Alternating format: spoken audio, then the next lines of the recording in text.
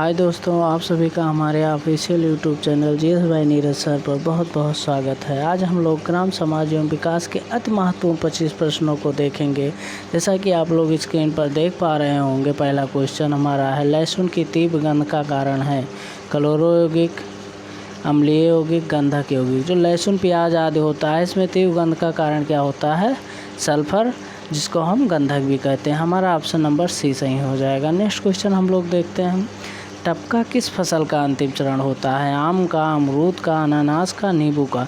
जो टपका हमारा होता है वो आम फसल का अंतिम चरण होता है, क्योंकि जब आम पक जाता है तो उसे टपका या सीकर कहते हैं। आम पकने पर जब टपकने लगता है तो उसको टपका या सीकर कहते हैं।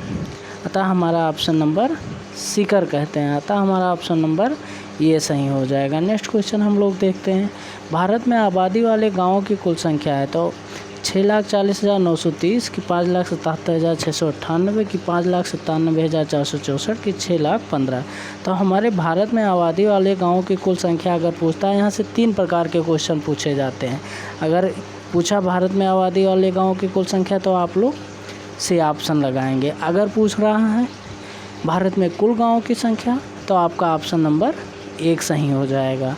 अगर पूछ रहा है गैर आबादी वाले गाँवों की संख्या तो आपका हो जाएगा 43,466। 43,466। ठीक है, क्लियर है। नेक्स्ट क्वेश्चन की तरफ बढ़ते हैं, कच्चे फलों को पकाने के लिए कौन सी गैस प्रयोग की जाती है? पहला ऑप्शन है एसिटिलीन, दूसरा है कार्बन डाइऑक्साइड, हाइड्रोजन या एथीन। तो हमारा सही ऑप्शन हो जाएगा एथीन। यहाँ से 2 टाइप के क्वेश्चन बनते हैं, प्राकृतिक रूप से फलों को पकाने के लिए कौन सी गैस प्रयोग की जाती है, तब आपका ऑप्शन एसिटिलीन सही होता। पर एसिटिलीन गवर्नमेंट ने बैन कर दिया है, इसलिए हम अगर एथीन है तो एथीन पे ही अब सही जवाब लगाएंगे। अतः हमारा ऑप्शन नंबर डी सही। अगर पूछता है प्राकृतिक रूप से तब तो एथीन होगा ही।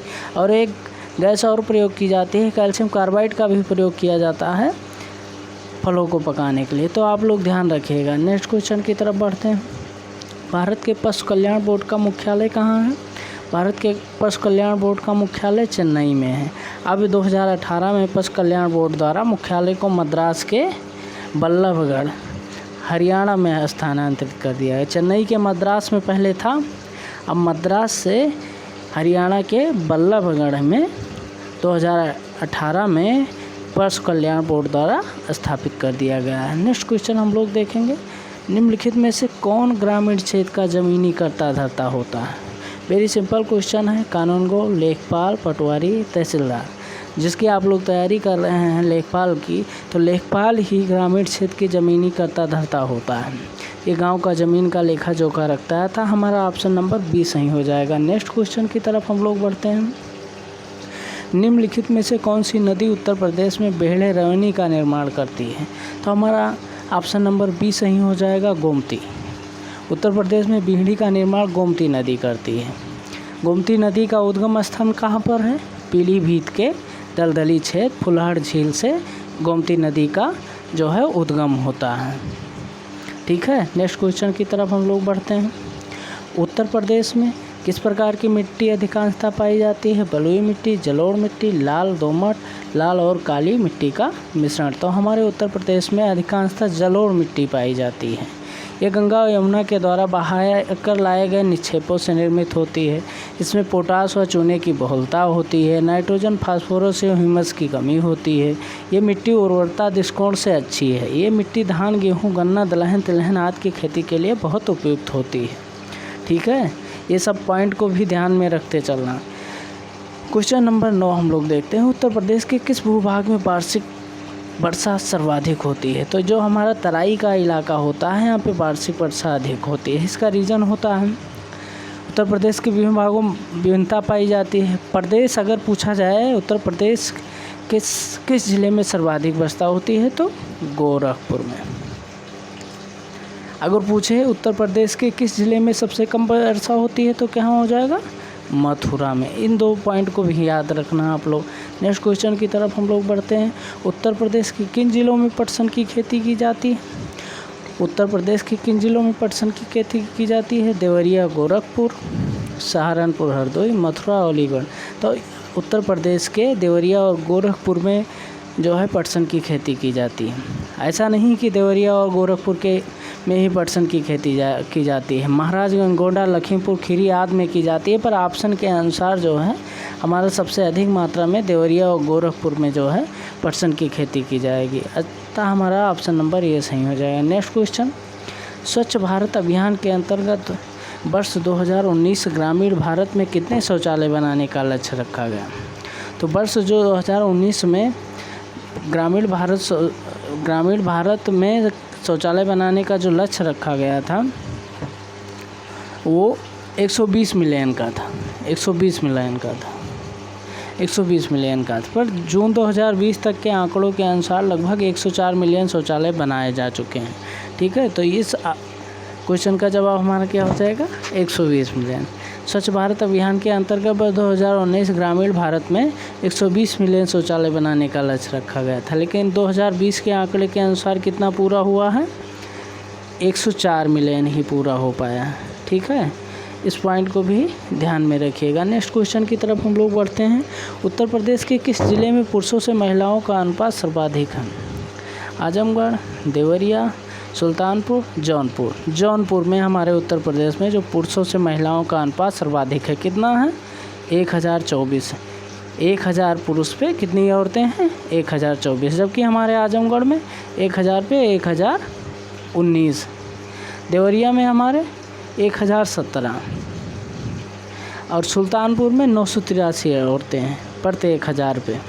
अतः हमारे यहाँ पुरुषों में महिलाओं का अनुपात सबसे अधिक कहाँ है? जौनपुर। ये सारे पॉइंट भी आप लोगों को ध्यान में रखना है। नेक्स्ट क्वेश्चन की तरफ हम बढ़ते हैं। ग्रामीण भारत के लिए गरीबी रेखा का आधार निर्धारित किया गया है। ये बहुत इम्पॉर्टेंट क्वेश्चन है, बहुत अच्छा क्वेश्चन है। इस पे कुछ पॉइंट है, इसको भी ध्यान में रखिएगा। 27 रुपये पर दिन के आय पर, 37 रुपये पर दिन के आय पर, 33 रुपये पर दिन के आय उपयुक्त में से। तो बस 2011-12 में एक आयोग आया तेंदुलकर फार्मूले का प्रयोग करते हुए। उसने क्या किया?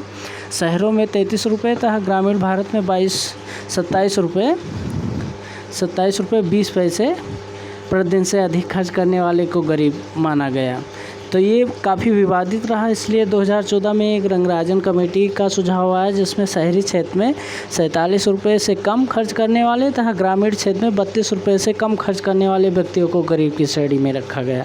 तो अब 32 रुपये से कम खर्च करने मतलब यहाँ पे हमारा ऑप्शन नंबर क्या सही हो जाएगा? ये। नेक्स्ट क्वेश्चन हम लोग देखते हैं। क्वेश्चन नंबर 14, संयुक्त राष्ट्र संघ द्वारा घोषित अंतर्राष्ट्रीय योग दिवस सारे विश्व के ग्रामीण एवं शहरी इलाकों में किस दिन मनाया जाता है? बहुत आसान क्वेश्चन है, जैसा आप लोग जानते होंगे। 21 जून को जो है अंतर्राष्ट्रीय योग दिवस सारे विश्व के ग्रामीण एवं शहरी इलाकों में मनाया जाता है। नेक्स्ट क्वेश्चन हम लोग देखेंगे। विश्व में केला का सर्वाधिक उत्पादन देश है? पहला थाईलैंड, बांग्लादेश, भारत, श्रीलंका। तो विश्व में जो केला का सर्वाधिक उत्पादक देश है वो भारत है।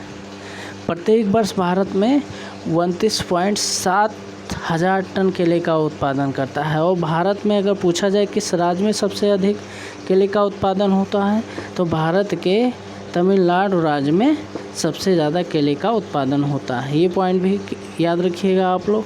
नेक्स्ट क्वेश्चन की तरफ बढ़ते हैं हम लोग। यदि पंचायत भंग होती है तो किस अवधि के अंदर चुनाव होंगे? अगर पंचायत भंग होती है तो 6 माह के अंदर हम चुनाव कराना ज़रूरी होता है। अगर पूछा जाए पंचायती राज दिवस कब मनाया जाता है, तो 2 अक्टूबर को, क्योंकि 2 अक्टूबर 1959 को राजस्थान के नागौर ज़िले से पंचायती राज व्यवस्था का शुभारंभ किया गया था। हमारे जो है उस समय के प्रधानमंत्री पंडित लाल जवाहरलाल नेहरू द्वारा।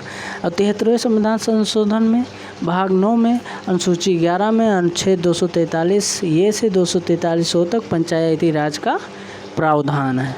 ये सारे पॉइंट भी आप लोग जो है ध्यान में रखिएगा। नेक्स्ट क्वेश्चन की ओर बढ़ते हैं। भारत की जनगणना 2011 के अनुसार उत्तर प्रदेश का प्रति वर्ग किलोमीटर जनसंख्या घनत्व क्या है? भारत की जनगणना 2011 के अनुसार उत्तर प्रदेश का जनघनत्व जो होता है 829 वर्ग प्रति वर्ग किलोमीटर। कितना है? 829 प्रति वर्ग किलोमीटर। प्रति वर्ग किलोमीटर है, जबकि भारत का जनसंख्या घनत्व जो है 382 प्रति वर्ग किलोमीटर है। ये ध्यान रखना, अगर भारत की जनगणना के आधार पे भारत की जो है पूछता है जनसंख्या घनत्व, तो आपको बताना है 382 प्रति वर्ग किलोमीटर। अगर उत्तर प्रदेश का, इस क्वेश्चन में उत्तर प्रदेश का पूछा था, तो हमारा ऑप्शन हो जाएगा 829 प्रति वर्ग किलोमीटर। नेक्स्ट क्वेश्चन की तरफ हम लोग आगे बढ़ते हैं। उत्तर प्रदेश में 75 जिलों सहित कितने प्रमुख मंडल हैं? बहुत आसान क्वेश्चन है, 18 मंडल हैं। उत्तर प्रदेश में 75 ज़िले हैं और कितने मंडल हैं? 18 मंडल हैं। नेक्स्ट क्वेश्चन की तरफ हम लोग बढ़ते हैं। हमारा नेक्स्ट क्वेश्चन है, उत्तर प्रदेश में किस वर्ष में मनरेगा प्रारंभ किया गया था? तो उत्तर प्रदेश में जो है 2 फरवरी 2006 को मनरेगा का शुभारंभ किया गया था। कहाँ से शुरू किया गया था? अगर पूछ ले कहाँ से शुरू किया गया था, तो आंध्र प्रदेश के अनंतपुर